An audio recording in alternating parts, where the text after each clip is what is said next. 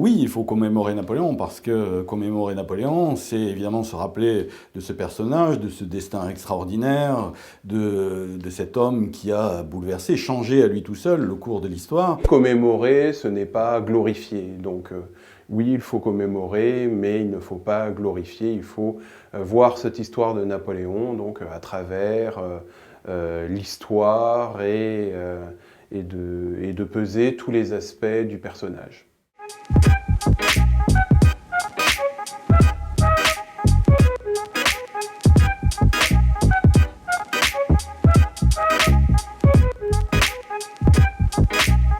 C'est aussi se souvenir d'une époque, de tous ceux qui l'ont entouré, du contexte, de tout ce qui a pu être initié, créé, parce qu'en fait, l'épopée napoléonienne, et plus généralement cette période, c'est la naissance de notre monde, que ce soit dans les arts, mais aussi on peut parler de l'industrie du luxe, enfin beaucoup de domaines, hein, et donc commémorer Napoléon, c'est se souvenir de lui, d'une trajectoire exceptionnelle, mais aussi de destins, beaucoup de destins exceptionnels, et d'une période exceptionnelle, et qui font et explique notre monde d'aujourd'hui.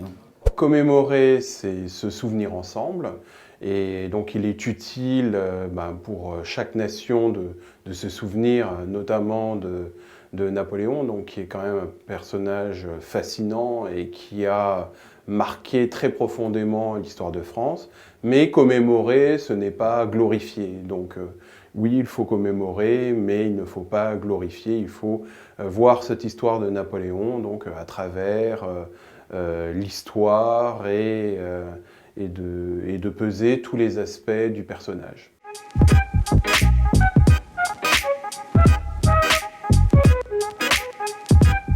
Napoléon, les deux, hein, donc opportuniste parce que finalement ce sont les conditions qui vont régir ses décisions, notamment en termes de rétablissement ou non de l'esclavage. Mais ce que l'on voit, c'est qu'au bout du compte, il a rétabli l'esclavage et que dans ce rétablissement de l'esclavage, pour la Guadeloupe, ça a été considéré, enfin il a considéré que c'était une punition pour une île qui était rebelle, mais en tout cas, au minimum, ce qu'il souhaitait, c'était établir un système de travail forcé dans les colonies. Quand Napoléon arrive au pouvoir, il n'a absolument pas le projet de rétablir l'esclavage. C'est même tout le contraire. En fait, il est plutôt partisan de l'abolition de l'esclavage, et pour lui, cette question est plus ou moins réglée. Il va évoluer de manière plutôt opportuniste, là, parce qu'il y a un parti des colons qui reste assez fort en France, et qui insiste et pétitionne pour ce retour de l'esclavage aux colonies. Ensuite, il y a des circonstances internationales.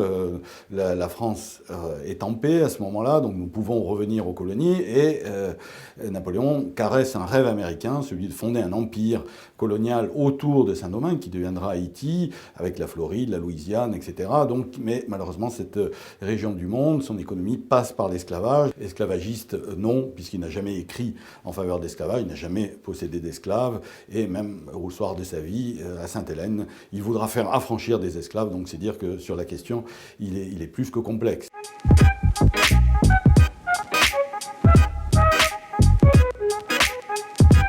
Ça traduit déjà une profonde ignorance de la connaissance et de la méthode historique. Hein.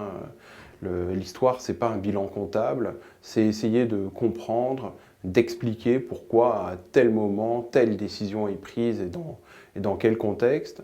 Et ce que cela dit de notre société aussi, c'est un certain nombre de fractures, de divisions, de ressentiments de gens qui estiment qu'ils ne sont pas à leur place. Et comme il n'y a pas d'horizon de solution politique, et finalement, on se retourne vers le passé en accusant le passé de tous les maux actuels. Alors, Napoléon a toujours été critiqué de son vivant. Il y a eu beaucoup de polémiques, son attitude en Égypte, l'exécution du duc d'Enghien, un royaliste. Ces polémiques, Napoléon et la polémique, c'est, si je puis dire, permanent. Et ça, depuis 2 siècles, ça n'arrête pas. Ce qui est intéressant de voir, c'est qu'elles changent. Nous avons eu des polémiques sur les guerres, elles sont un peu effacées. Nous avons aujourd'hui une polémique sur le rétablissement de l'esclavage, parce que nous sommes dans un monde plus mondialisé, dans lequel l'histoire des colonies a fait son retour. Et à nouveau, on essaie d'instrumentaliser ce personnage comme on a pu le faire autrefois, parce qu'il cristallise en fait les passions françaises de toujours. Pour les historiens, ça reste difficile de poser un débat, de rappeler un contexte et surtout de ne pas verser dans l'anachronisme, parce que c'est-à-dire brandir un étendard contre Napoléon, ça n'a aucun sens en vérité. Probablement, ce que ça dit aussi sur notre période, c'est que tout va vite, et trop vite en fait, et de manière aiguë, et que l'accélération des moyens de communication, de tout cela, provoque aussi, hélas, une accélération de la haine, et c'est ce qu'il faut à tout prix empêcher, parce que se diviser, c'est avant tout disparaître en fait.